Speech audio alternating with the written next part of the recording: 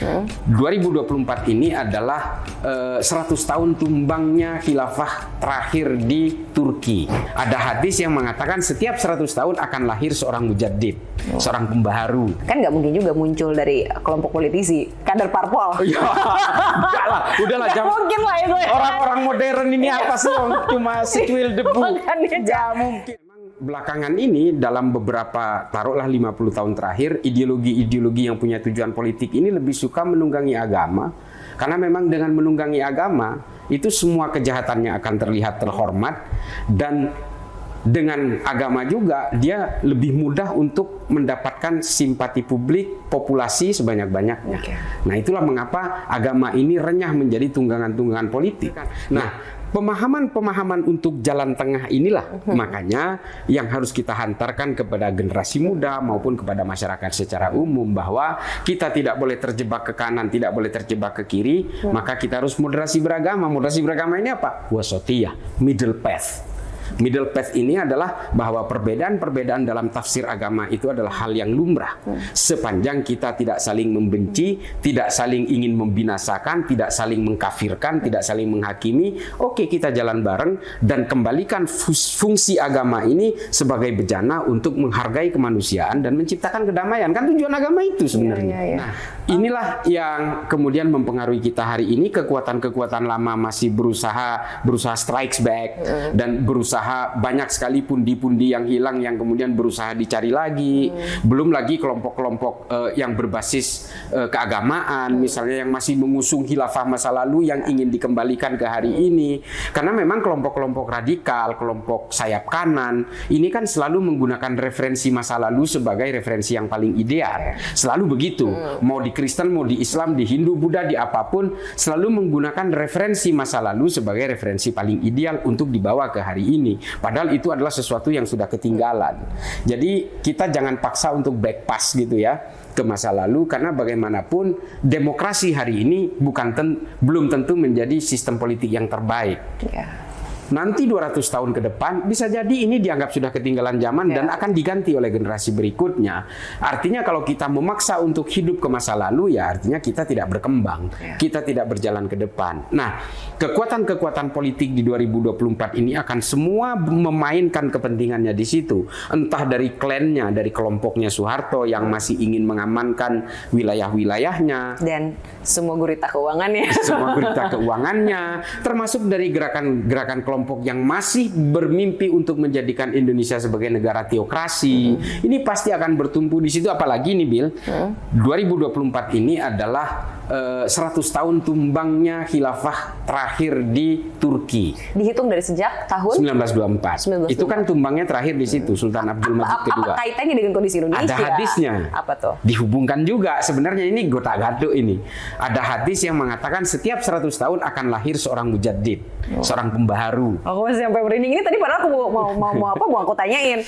Apakah kondisi transisi ini membutuhkan yang namanya tokoh? Sedangkan kita itu dia. Belum lihat ya kalau saya sih. Belum lihat sama sekali. Oke, balik lagi ke terkaitan 100 tahun tadi akan muncul seorang mujaddid, seorang reformis, pembaharu dalam Islam dan ini nanti akan dilekatkan kepada satu sosok misalnya di 2024. Ini loh mujaddidnya. Ini loh yang akan mengembalikan kejayaan Islam kan gitu. Siapa itu yang akan pakai narasi itu? Nggak tahu lah. Berarti ini proyeksi narasi politik lah ya. Ya dan itu sudah muncul loh. Sudah muncul di masjid-masjid. Itu sudah muncul seperti itu. Ada beberapa video lah, tapi jadi bukan proyeksi lagi, memang sudah terjadi. Gejalanya sudah ada karena memang tarikannya ke kejadian itu dia. Dan inilah mengapa saya selalu menyuarakan lawan politisasi agama karena sepanjang sejarah dalam sejarah agama apapun politisasi agama itu hanya akan memecah belah umat. Tapi poin penting deh Ca, ini berkaitan dengan tadi ya relasi dengan kejadian 100 tahun tadi. Kan nggak mungkin juga muncul dari kelompok politisi, kader parpol. Enggak lah, udahlah mungkin lah itu. Orang-orang modern ini apa sih? Cuma secuil debu. Enggak mungkin. Itu ini kan narasi aja. Mudah gitu, Cak. Enggak maksudnya ini kan logika yang mudah untuk misalnya menyampaikan kepada masyarakat bahwa jangan mau ketipu sama narasi kayak gitu. Karena enggak mungkin muncul dari kader partai politik dong, Cak. Bener, ini lu gila, seorang mujaddid lahir di era Bitcoin. Jadi itu sesuatu yang membuktikan bahwa konteks agama sekali lagi sangat menjual ya, Cak. Dalam segmen apapun, terutama politik. Iya, dan ini sangat ironis ya. Saya nggak tahu ya. Kadang-kadang ada pertanyaan, kenapa sih kelompok radikal itu diidentikan dengan Islam terus? Karena begini loh, kelompok radikal itu pasti menunggangi agama dengan pemeluk terbesar di satu negara. Jadi politisasi agama itu di Indonesia kan mayoritas Muslim. Ya sudah menunggangi Islam. Agama ini diturunkan ke bumi oleh Allah, agama apapun ya. Ini adalah untuk menertibkan manusia. Dan agama-agama ini diturunkan oleh Tuhan ke bumi ketika manusia itu lalai dalam hal kemanusiaan dan kedamaian.